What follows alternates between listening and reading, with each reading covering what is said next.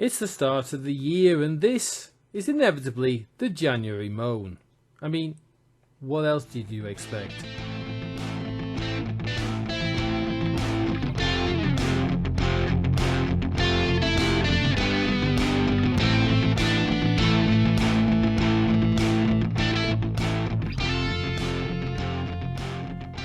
Hello, welcome to the January Moan for the Citylife2050 channel. I'm Terry A. Abbott. Well, it's been a long month as January, and a lot has happened. So, let's crack on with the first article.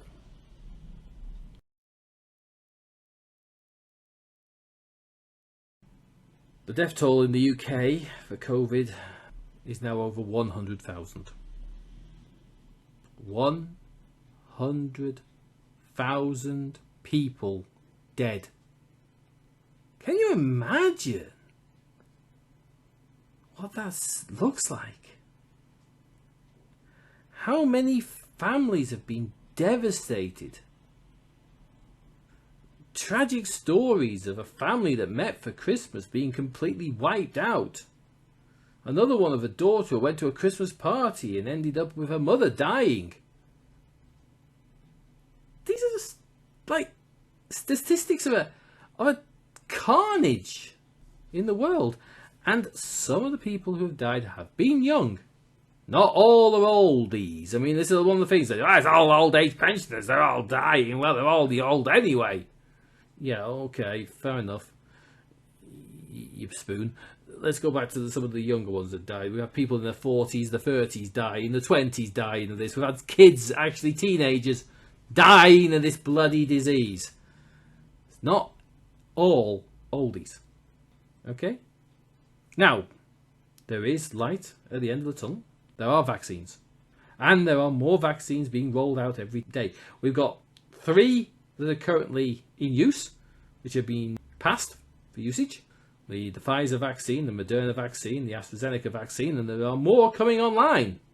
So, great. We'll have 4 or 5 vaccines within the next few weeks. Excellent. More the merrier. The more people we can vaccinate, the better. Now, I am a bit worried about the fact that the way they're counting the vaccines at the moment in the UK is 1 jab only, and not the fact that you really need 2. But they will eventually get around to doing the second jabs. I'm always a bit dubious when they say, well, you'll have some protection. Yeah, some protection is about as useful as no protection. Let's first face it. It's not that brilliant. And hopefully, as I say, we'll get the second round of vaccines done and people with a second vaccination, and they won't have to worry too much. And hopefully, let's say, we can get back to some normality where we can visit our loved ones again and we're not so socially distanced, because, you know, this lockdown that we're in like now sucks. Being socially distanced from your family sucks. Schooling at home sucks. Being at home sucks. I mean, they've actually said that this lockdown, more people are indoors watching TV and playing computer games than last lockdown. Yeah, last lockdown was in March and through into spring, right through to May. Okay. The weather was better. It wasn't the middle of bloody winter. It was spring. It was warm outside. You could go out for a nice long walk in the sunshine. It was pleasant. It's fucking freezing out there. It's pissing it down with rain. We've had floods. We've got snow. Yeah, you're really going to be out exercising and running around and walking around in that, aren't you? Or you're going to be in the garden. In the snow. Yeah, you might build a snowman. But it's just bollocks. No wonder there's more people inside. The weather's shit. What do you expect? You know? DIY? Again, you notice that DIY is usually done in the springtime. Not usually done in winter. Especially when, you know, just after Christmas when you like got no cash and you're going, shit, I've got no fucking cash. I've spent it all at Christmas. Yeah. You wait until it gets a bit warmer and you've got a bit of cash. That's when you start looking at doing the other things. What can we say?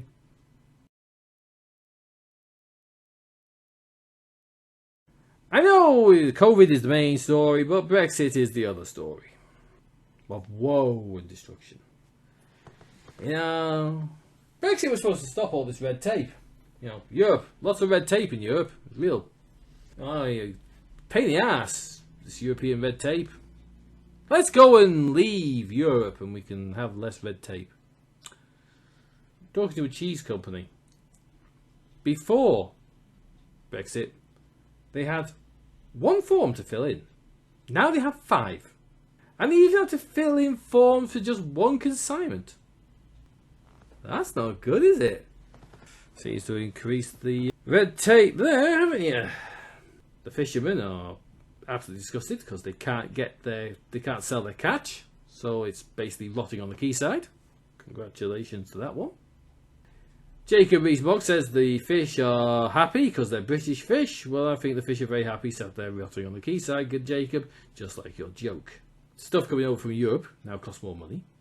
You will get customs charges on your goods coming in from Europe if they're over a certain price. So, yay, that's good, isn't it? That's a massive boost.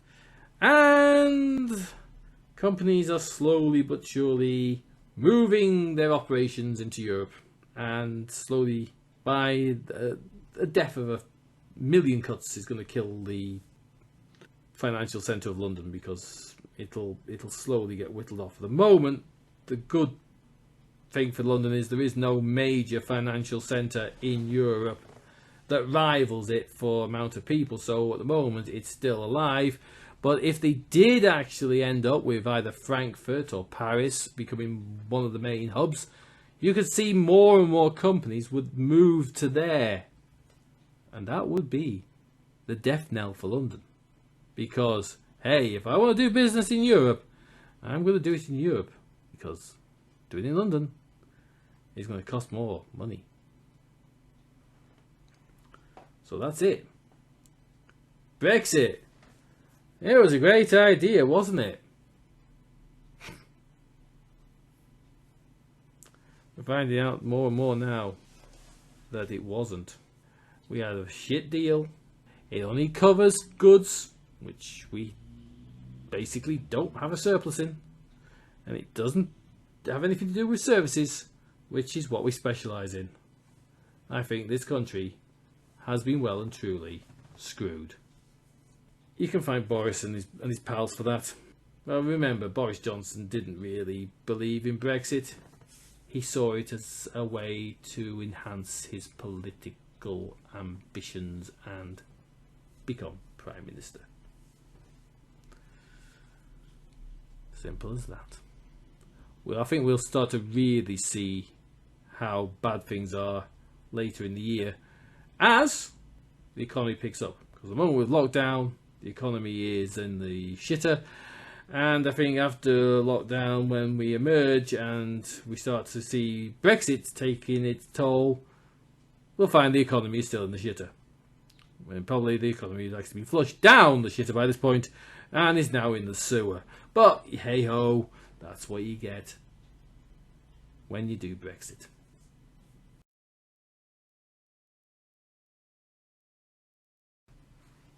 In the December review from the North, I talked about Debenhams, the demise of Debenhams. And I was saying that the administration of Arcadia had caused the collapse of Debenhams. So, what's happening? Interesting things have happened this month. First, Boohoo has acquired Debenhams. The Debenhams brand is saved, but the stores, well, they're going under. All they've done is bought the name. They don't want the stores. So everybody who works there, their jobs are gone. Arcadia, it's the same story. Boohoo are in talks to buy Dorothy Perkins, Wallace and Burton's. ASOS, another online retailer, is looking to buy Topshop, Topman, Miss Selfridge and HIIT. So, that's it. 25,000 jobs to go on the high street. Another nail in the coffin. The high street is changing dramatically. And it's been a gradual process since the online became more prevalent. And since it became easier to shop online, the question is, why would you go to the high street? Apart from maybe the experience of going into a shop and trying on a few outfits, that's about it. The ease of being able to sit in front of your computer with your coffee and just click on a few buttons rather than having to go traipse down into the town or take a train or a bus to go to the next nearest big town to go to the big supermarkets and retailers. You can sit at home, just press a button. Much easier, much more comfortable. And that's the way it's been going. Convenience, I suppose, as well. The stuff's there at your fingertips rather than having to search around at different places for different items. The high street will have to adapt. The high street will have to be more of a place to visit, more of a speciality place. Somewhere where you're not going to find what they're doing online. Somewhere that has something special going for it. A destination. Yes, hospitality will play a part. But we've got to get through COVID first, because at the moment, in lockdown, none of these stores are open. But when they do reopen, Debenhams will be, of course, as I said, a fire sale. It'll just be sell off everything in the store, and that's it. And the Arcadia Group stores will be the same. Sell everything off and then close up, because the names will be bought, but the stores won't. And that, as I say, is a sad thing.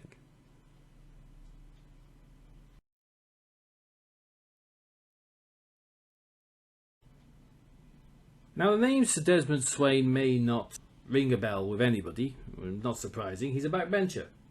But what he has been saying has been pretty preposterous. In most respects, we can say he's a COVID denier and he's an anti-vaxxer. He was talking to one of the lockdown groups. He was saying that the NHS wasn't being overwhelmed and that everything was A-OK and we really shouldn't have a lockdown at all. You know, COVID ain't that bad. It is. Now, he's been asked to retract his statements. He's refused so far. He's being talked to by the Chief Whip. Boris Johnson needs to intervene on this one, but you see, Boris Johnson does have no balls.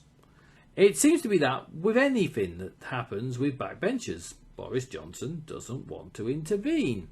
He basically will fold when they get uppity. Boris, you've got a majority of 80. That means you don't have to follow all the machinations of the backbenchers. You should be able to tell them straight, no, this ain't going to happen. Follow what we're doing. For this guy, for what he's actually said, you should be basically jumping on him and saying, you will retract your statement, or else you are out of the party. Simple as that. I mean, this backbencher's whinging, saying, oh, if they do anything to me, it'll be a travesty of justice. No, it won't be. It'll be sorting you out. That's what they'll be doing. Making damn sure you don't speak a load of bloody horlicks like you've been speaking. So, Bojo, get him to retract. If he doesn't, remove the whip from him. Tell him he'll be deselected at the next election and he won't stand for the Conservatives. See if he actually wants to keep his job. If he doesn't, then good riddance to him. You can do without a dickhead like that in the party. Simple as that.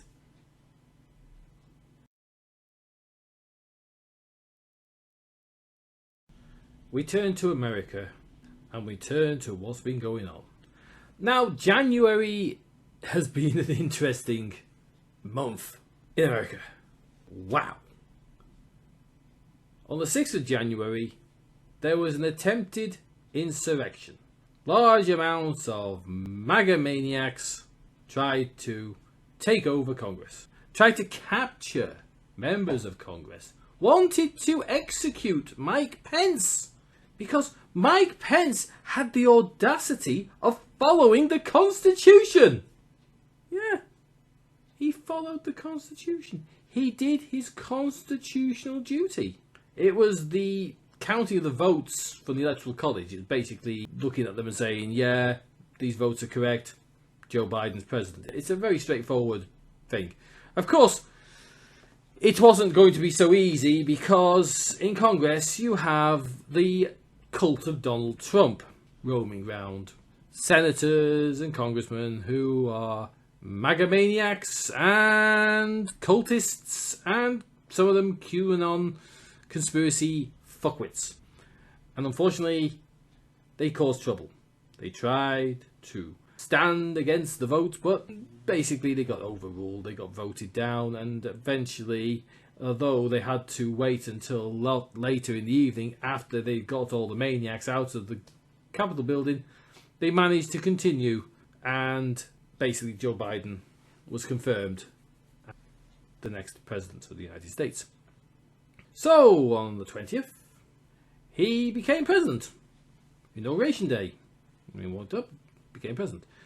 The MAGA maniacs, the real QAnon maniacs, were going, oh, he will get arrested as soon as he becomes president because he'll be proved he's a traitor and Donald Trump will be back in as president. Yay, because, you know, we won the election. He didn't win the election. Donald Trump did not win the election. He lost the election. Donald Trump got 75 million votes. Joe Biden got over 81 million votes. Joe Biden won the popular vote. He won the electoral college vote. He won the election. Donald Trump didn't. And remember, in 2016, Donald Trump won the electoral college, but he didn't win the popular vote. So he's never won the popular vote in the States anyway. It was through the quirk of the electoral college system that he won last time. This time it worked against him. But the problem that Donald Trump has is he does not understand how you count mail-in ballots.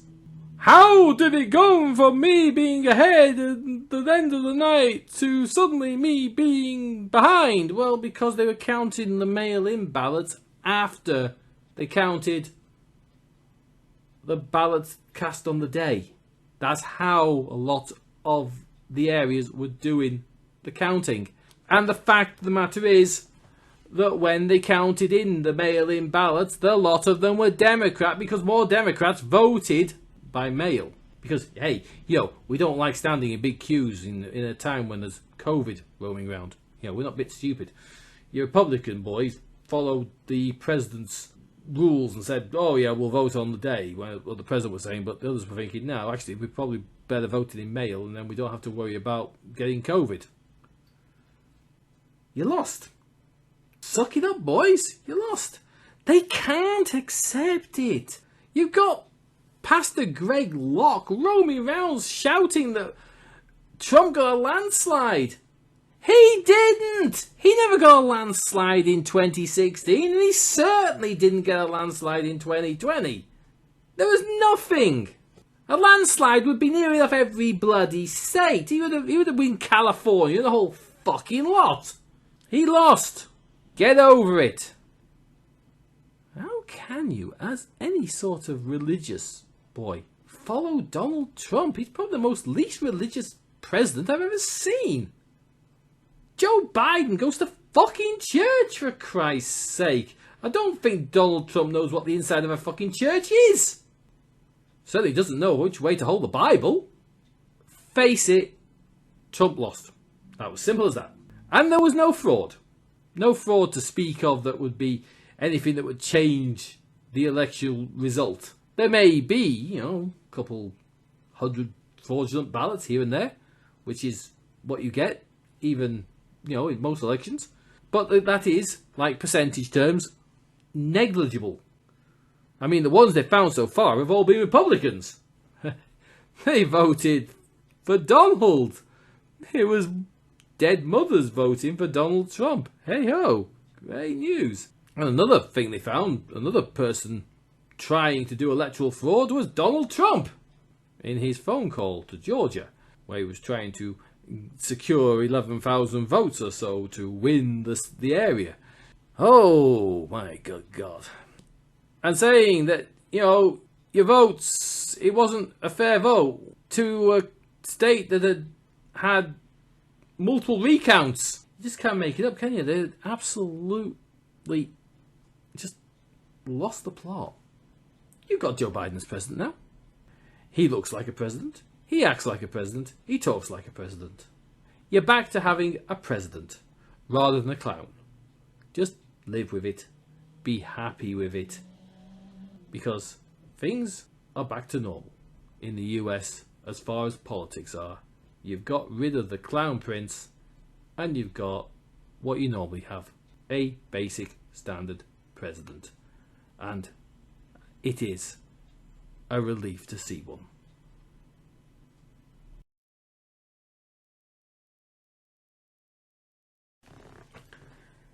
Here's a bit of a light relief now before we finish off. Here's a quick video taken from a CCTV of the vicious and brutal attack by a Binman on a defenceless snowman.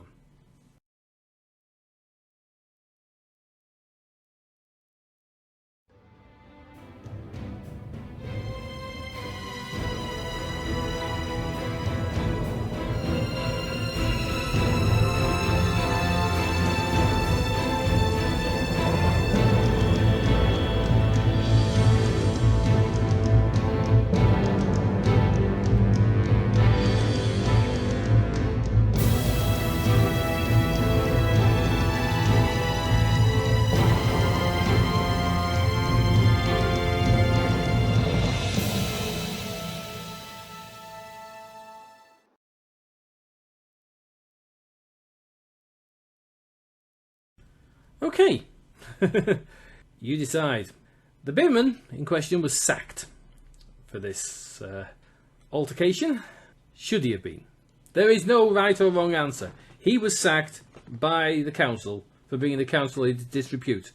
The child who was part of the team of kids who built this snowman witnessed the snowman being destroyed and was distraught about it. So the mother complained, sent in the CCTV image to the council sacked him. Should he have been sacked? Or should he have just been reprimanded and made to apologise to the kid, or give the kid a colouring book and pens or some sweets, something, as a sorry? Remember, this was a couple of days after the snow had gone and the snowman was looking a bit manky. The binman tried to make out that it was in the way of the bins. It wasn't. You can clearly see that in the image from the CCTV. So the question is, should he have been fired? I'll leave that for you to decide.